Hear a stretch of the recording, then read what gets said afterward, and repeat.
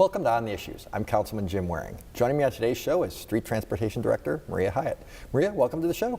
Thank you, Councilman. It's the first time you've been on. Obviously, we've known each other a long time. I know you've been on other members' shows, but it's the first time on ours, and we're excited to hear what you say about what's going on in our transportation department. Thank you, Councilman. And I'm only 3 months into the transportation department, so I know high level, but I certainly can get you answers for whatever you ask. Well, we're excited to hear it, but maybe we'll start with the basics, and it's probably the most mentioned thing since I've been on the City Council, pavement conditions.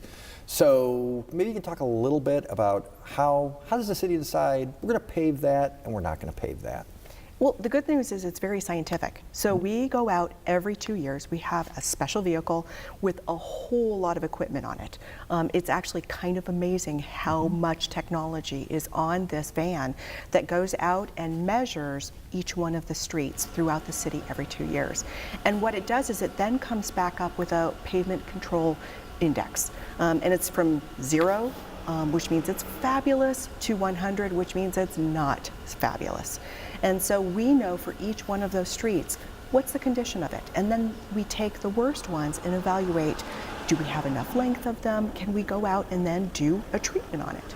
Because obviously our goal is to treat every street every 10 years with something so that we prolong the life of our streets. But yeah, it is very scientific, and it's actually a cool thing. In fact, you should have it on a show someday to have our vehicle. Well, that vehicle's got more publicity than any member of the council, including the mayor, I think, because it's been in the newspaper, and I've tried to talk about it to people, because before I was on the City Council, I didn't know about this van. So if I summed it up, we have about 5,000 and change miles of streets in the city of Phoenix. The van drives all of it every 2 years, and then ranks each street basically on a ranking against every other street. Right. So citizens could ask, hey, where is my mile of street or my section of street? Absolutely, because what we do know is that our average citywide is 65, which is actually kind of low. So one of the things that I think that you hear in your district office, as well as the other council members and the mayor here, is that the condition of our streets is not where it was 10 years ago. And a lot of that is the downturn of the economy. With less money coming into the city and to the state, but less money was spent on paving those streets. So we're behind, and we're doing a whole lot of work to make sure that we catch up and make sure that our streets are back in the condition that they really should be. Yeah. And we are trying to catch up, like you said, so more is being done than was a few years ago. Absolutely, a lot more is being done than it was a few years ago. And so people, may wonder, well, what is the status of my street? They can come in and they can ask. There's 2 ways to do it. Easiest way is to make a phone call, or better yet, they can go online, and we'll tell them online when their street is coming up, or if it's even scheduled in the next 5 years. So I go out a lot with Mark Locke, your staff.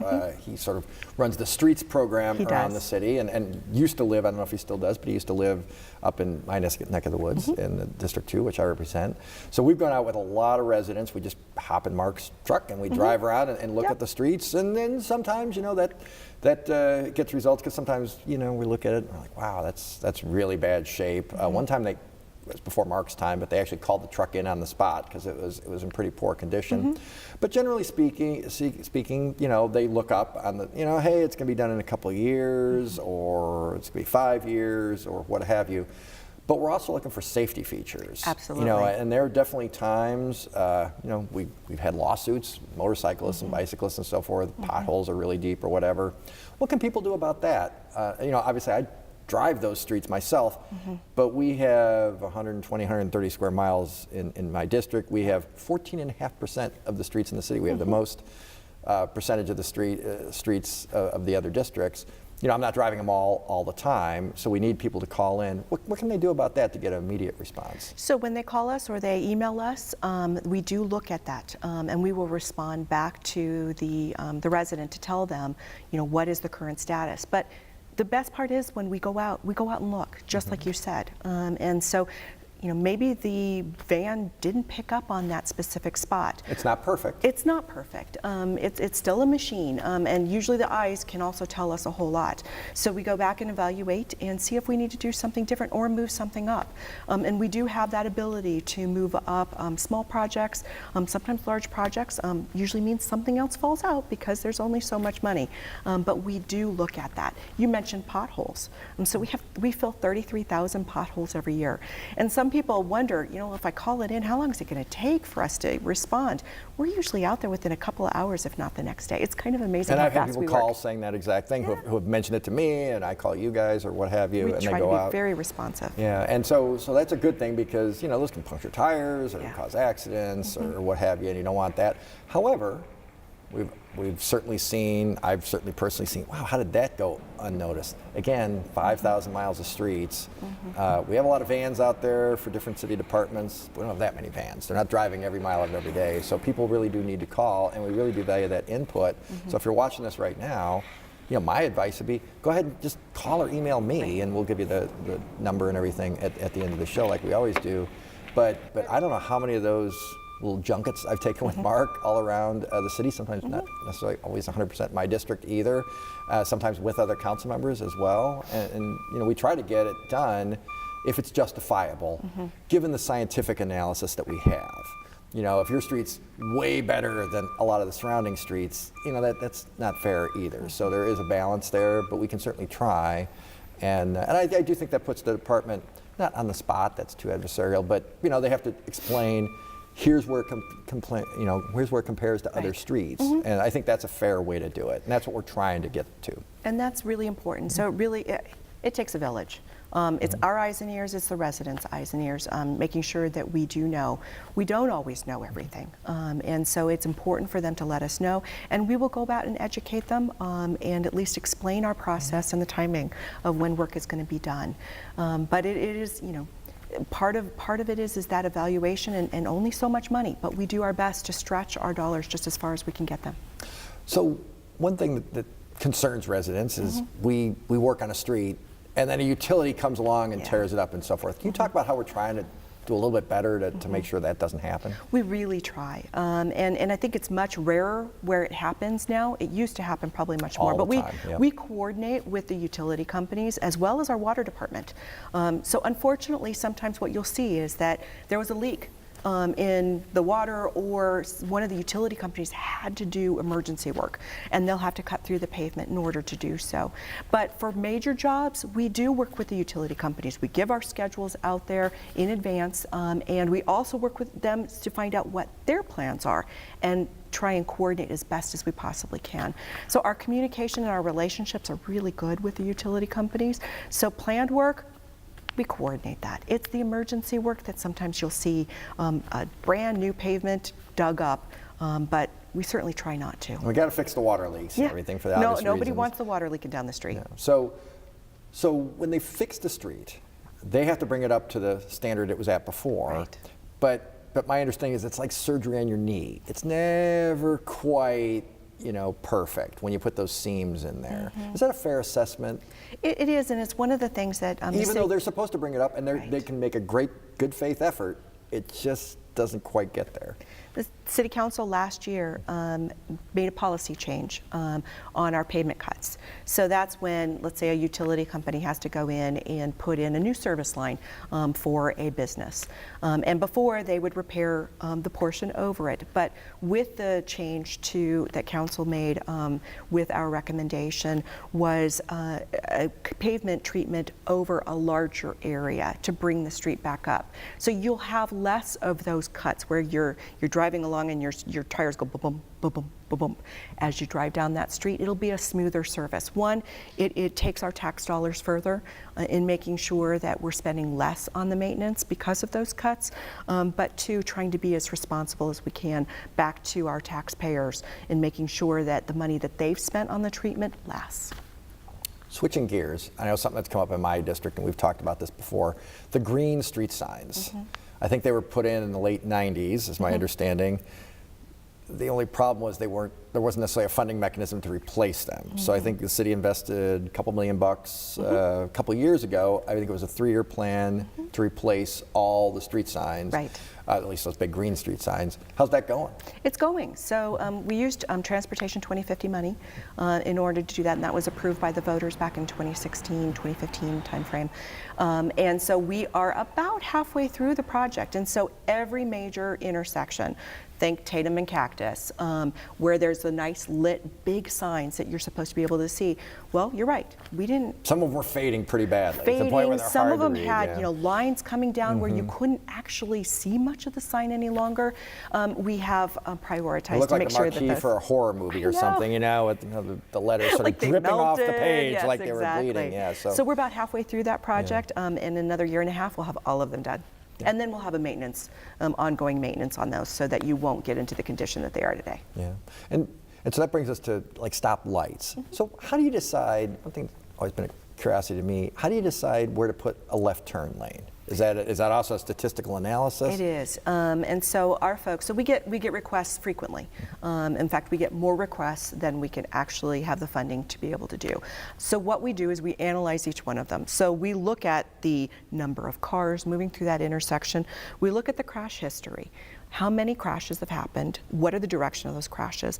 And could those crashes have been not happened avoided because which is the obvious goal because here, really. we had a left turn signal, and so then after that analysis is done, we determine, yes, we need to put in a left turn signal on this one, or it's not quite there yet. And so I would tell people who call us and ask for an evaluation of that sign, if we tell you that it's not quite there yet today, doesn't warrant it, that's usually our term, is warrant, call us back or ask us to keep it on the list, because then we will evaluate it in the next year or two to see if conditions Things have changed. change. They do Development change. happens. Absolutely. We have more volume on that street than we had in previous years, or we have more problems in that area, and so we would need to be able to address it. How many stoplights does the city put in a year? We only put in about 6 to 7 each year. We get a lot of requests. We have more streets and we have more development than most of the city, so we tend to get a disproportionate share of the street stoplights. But those are expensive little doodads too. Absolutely. How much does it cost to put one in? They cost about $120,000 to $180,000 each. But the city of Phoenix, people. We put in very few because developers are required to. So as a developer is coming in, so think a new, in your district, you're going to get a new residential area. Why would someone in Ahwatukee have to pay for that? That's right. Yeah. And so the developers pay for that as part of their expansion or development in that. So the vast majority of them are put in by developers. We put in very few, which is why the number is so low. But we spend more of our money then on those left turn arrows, et cetera. The timing of lights. It's a common refrain. I've used it myself. Oh, that light took forever. Knowing in my head, of course, that it was like a minute. Well, what's the range? And how does the city decide? Again, I assume statistical analysis, but it does. But how often does that get adjusted? Because I have had complaints, people saying, oh, the left turn signal is too short, or that light just seems long and it's always empty going across. How does that get? So we do evaluate. Almost all of our traffic signals are computerized, so that we can know, we can adjust it that way. But, we look at the cross traffic. So one street carries a whole lot more volume than the cross street. So the one that's got the more volume obviously gets the longer signal, and the cross one would get less. But what I would encourage our community to do is call us and let us know that you have a concern about one.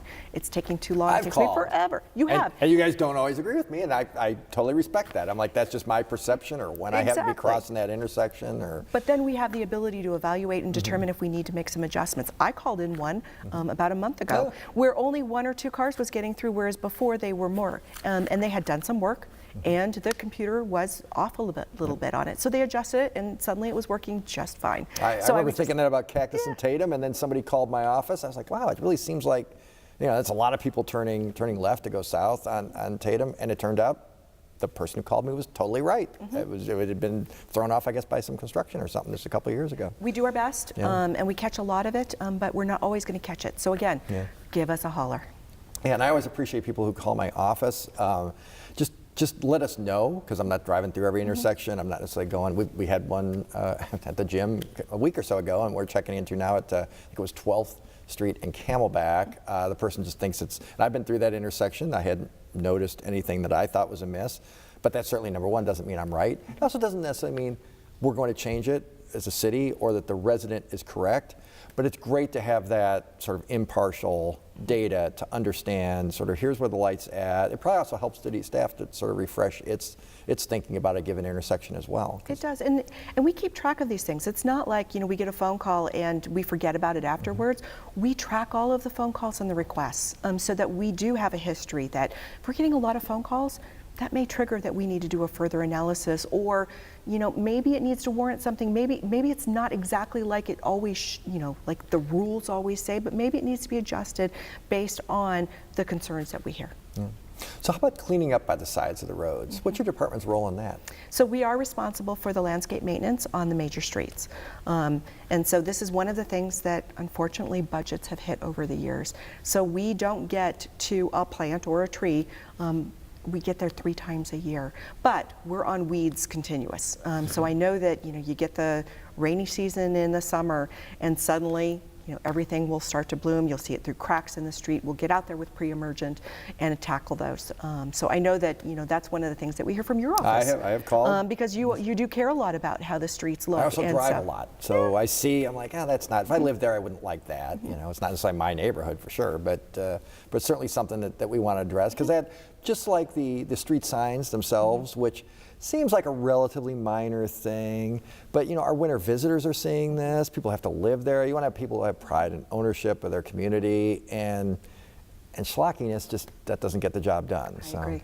Yeah, we agree. So it's money well spent, and we do understand that.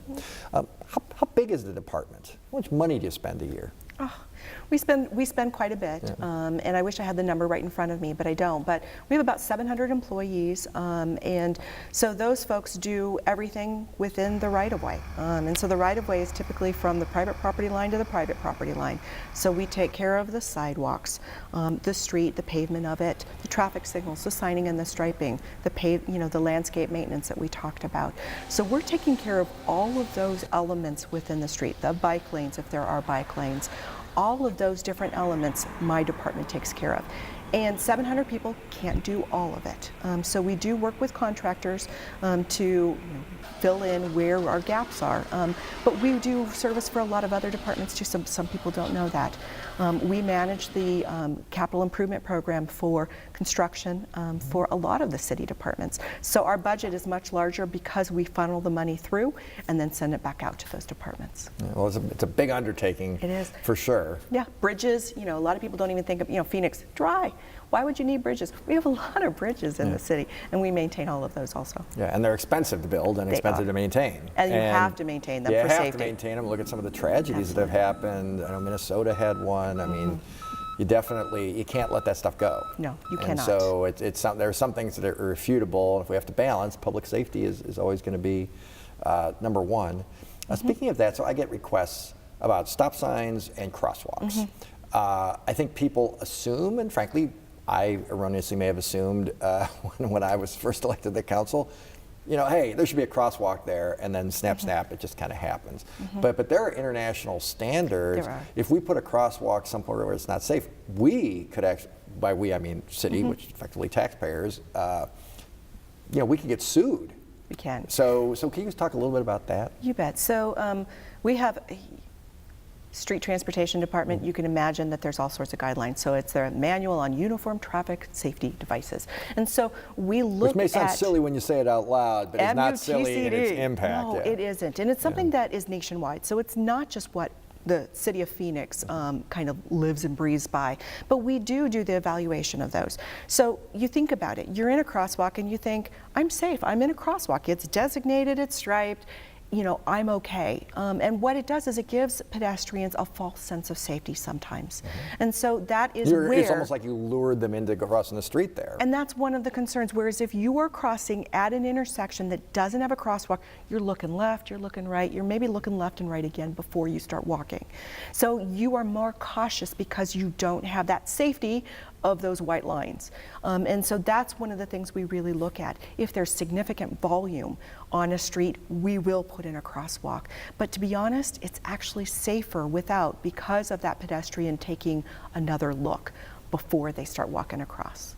One thing I notice always seems to throw people off is stop signs at a four-way intersection and only two of the, one side. How does that come to be? Just because one is one carries a lot more traffic than the other side. Yeah. And so when you have the fewer crossing, you would only have it on the two sides. It just seems like that's where I always see people wondering. Either they stop on the big street when they shouldn't, which throws everybody off who's more local or what have you and knows, or the reverse. They go assuming you're going to stop, because it's kind of funny to see, but it does make sense too. You don't want to be stopping people where there might be one car in 5 hours going one way. Correct. And there's 50 going the other. We are trying to get people, it may not always seem that way, but we're trying to get people to move around as efficiently as possible. It's just not always possible. Right, and as safely as possible. I know one of the things that has really been on the radar is pedestrian safety. And so we are... We had a couple more recent tragedies just the last few days. We've had a significant number of tragedies, and it's not just in Phoenix, it is national. But what I would caution everybody who is watching, please don't cross mid-block. Please at night especially, the drivers can't see you. We've all done it. It's not a good idea. And another thing is that it's really hard to gauge how fast those cars are coming. You're standing still and you're trying to gauge how fast those cars are going. You can't gauge it. So please cross at a signalized intersection, even if it means walking a little bit extra. Be safe, wear bright colors, always take a second look. And that's not just for the pedestrians, it's also for the cars. Don't speed, keep an eye out, always keep scanning going, whether you're in a signalized crossing or at night. I've been shocked at places where I've seen people crossing the street on big streets, or kind of dusk, which I think is the most insidious time, or wearing all black when you're crossing at night or something. I mean, it's definitely worrisome. I can see why the tragedies happen in some cases, and I just think it's something that's really preventable. But I know the city's going to try to do everything it can to make things safer. But my original point was, but we're not going to put in doodads like crosswalks that might make it less safe. So if we turn you down, if a citizen calls my office, which has happened, and they're like, we can't put in a stop sign there, we can't, because again, you're giving people a false sense of security. Yes. If it's right on a curve or something, people aren't going to see that stop sign and go right through. So. What do people do if a sign is down? Because that had, through either vandalism or a storm or something. How quickly can we get out and replace signs? We get out there as quickly as possible. Sometimes it's the next day. So that's really our goal, especially to make sure that our safety is our #1 priority. And so making sure that we are tackling those issues that are brought up as quickly as possible, we do so. Yeah. Let's talk a little bit about, because this is one that falls into the, I guess you'd say, efficiency category in the perception of the public. The first thing that happens when we're building a new street, my understanding, is the ramps are built on the curbs.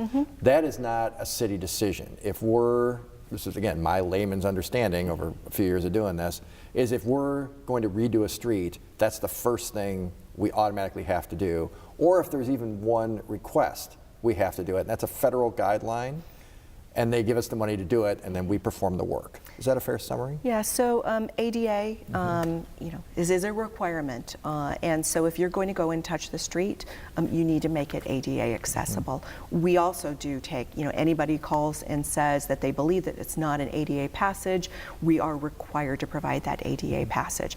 So I would tell you— It's not a city decision. It's not something you get to decide. It's not something I get to decide. Because people do, we just had one the other day where they're like, we shouldn't do that. That's not going to be effective there. It's just not a decision that we. It's not. It is a federal requirement. But I would tell you that it's also a sign. Typically, if you're going to go, if you see us doing work on a street and we're putting in those ADA sidewalks, or the low point with the ADA on the sidewalks, that typically means within a year and a half, we're going to come in and do an overlay or a treatment on your street. Yep. I always file those places away because I know, okay, avoid that in the next few months. And also, though, good for them to get the new street. Yeah, my street is being done right now, so, in your district, so my street's going to be overlaid pretty soon.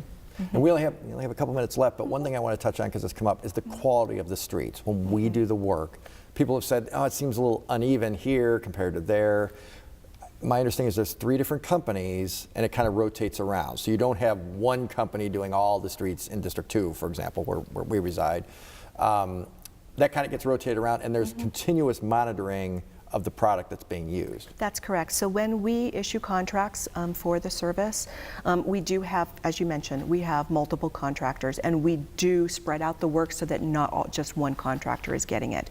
But even when they're doing the work, my staff go out there and inspect. So we want to make sure that our taxpayer dollars are being used the best they can.